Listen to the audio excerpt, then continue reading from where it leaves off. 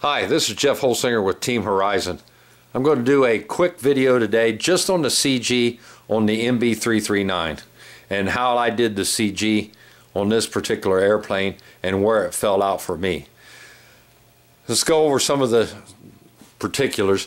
The engine I'm using is a K86. Nothing special. It's mounted per the instructions where it needs to be. It's just a King Tech K86. All these airplanes weigh pretty much the same. They're all jig built. You know, they're all made out of the same material. So, got a K86 for the engine. But the way I did the CG on this particular airplane, per the manual, the CG is supposed to fall out here at about 6 inches. I used a dry erase marker, maybe it'll show up. But anyway, this is where the CG is here on the root. You balance it by sticking your hand, you know, underneath and the typical way, and the CG's right here. But if you trace that CG out on this particular model, it ends up being right here on the leading edge, or pretty darn close to the leading edge on the tip of the airplane. So if you've got a buddy or, you know, an extra person that can help you, I drawed a couple marks here. This is what I consider sort of nose heavy right there. This is exactly where Allie wants it per the plans, and Allie's also flown this airplane, and so this mark right here is even with the leading edge. So you can take your friend and each one of you pick the airplane up somewhere in between them two marks, and if you're right there, I'm telling you, you're going to be pretty close.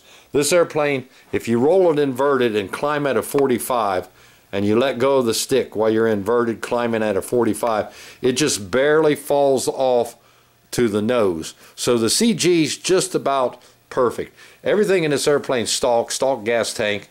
The only thing I've really changed in this airplane is I use a different UAT. But I'll show you what I did to get the CG to fall out without adding any lead to the nose. Everybody's adding lead to the nose of these airplanes. But you can do that. But there's an easier way to do that. It might cost you a few dollars more, but I'm using two 5,000 milliamp hard packs.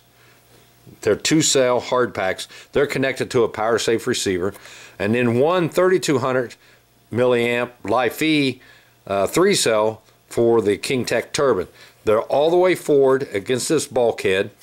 My UAT is a BVM UAT.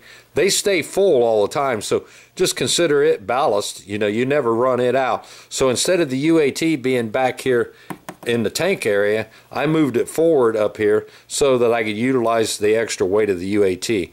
Also, I've got the fuel pump forward and some of the electronics forward. I do not have the gear door sequencer forward. It's still back here where it belongs, but you could actually bring it forward if you want.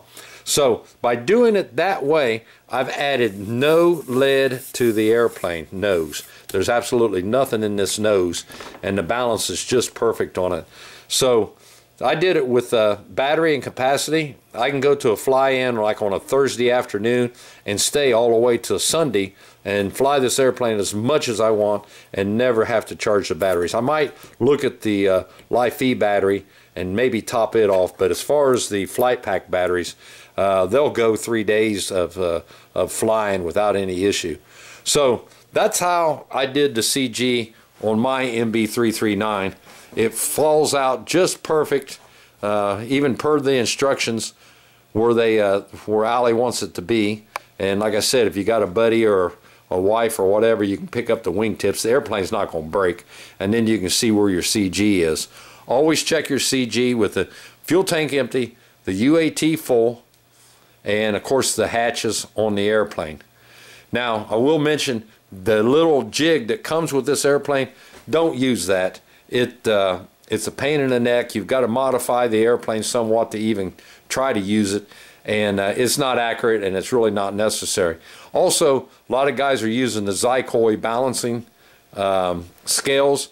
Those are okay. I mean, everybody's got a set of those and they've used them before, and I use them to weigh the airplane in total weight. But I tried to do the CG with this airplane with the Zycoy scales, and I found that it wasn't as accurate as the 6-inch mark and coming out here to the wingtips. This is where it needs to be, guys, right here on that mark right there, even with the leading edge. It's safe. It won't snap. It won't stall. It's not nose heavy at that point, but it's not tail heavy either. So if you pick in between these two lines, you know, you'll be in really good shape. And the manual calls for it to be right here at 6 inches anyway. So that's how I did the CG on here. Hope this helps out and answers some of the questions on you know, how to do the CG. Give me a call or text me or email me or whatever, and I'd be glad to talk to you if you got some questions still. Thanks a lot for watching.